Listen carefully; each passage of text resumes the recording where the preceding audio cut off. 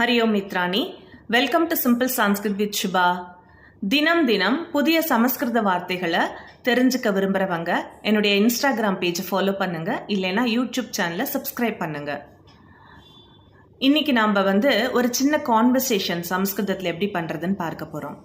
கான்வர்சேஷனுக்கு சமஸ்கிருதத்தில் சம்பாஷனா அப்படின்னு சொல்லுவாங்க. சம்பாஷனானா கான்வர்சேஷன். இப்போ ஒரு ஆண் நம்பர் நம்ம வீட்டுக்கு கெஸ்ட் வராங்க வச்சுக்கோங்க. அவங்கள நம்ம என்ன சொல்வோம், வாங்க வாங்க எப்படி இருக்கீங்க அப்படின்னு சொல்லி கேட்போம் இல்லையா.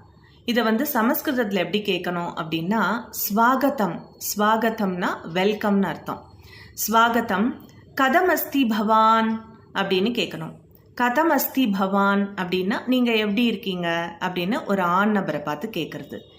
இதே ஒரு பெண் வராங்க அப்படின்னா ஸ்வாகதம் ஸ்வாகதம் கதம் அஸ்தி பவதி அப்படின்னு கேட்கணும். கதம் அஸ்தி பவதி அப்படிங்கிறது ஒரு பெண்பாலை குறிக்கிறது. இப்போ அதே மாதிரி அவங்க பதில் சொல்லுவாங்க. இப்போ அந்த ஆண் பதில் சொல்கிறாருன்னா நான் நல்லா இருக்கேன் அப்படிங்கிறதுக்கு அகம் குஷலி அப்படின்னு சொல்வார் அவர். அகம் குஷலி. குஷலின்னா நல்லா இருக்கேன்னு அர்த்தம். இதே அந்த பெண் பதில் சொல்லணும் அப்படின்னா அகம் குஷலினி அப்படின்னு சொல்லணும். குஷலினிங்கிறது பெண் பாலை குறிக்கிறது. என்ன இன்ட்ரெஸ்டிங்காக இருந்ததா இன்னைக்கு சம்பாஷனா. நாளை மீண்டும் புதிய விஷயங்களுடன் உங்களை சந்திக்கிறேன். தன்யவாதக.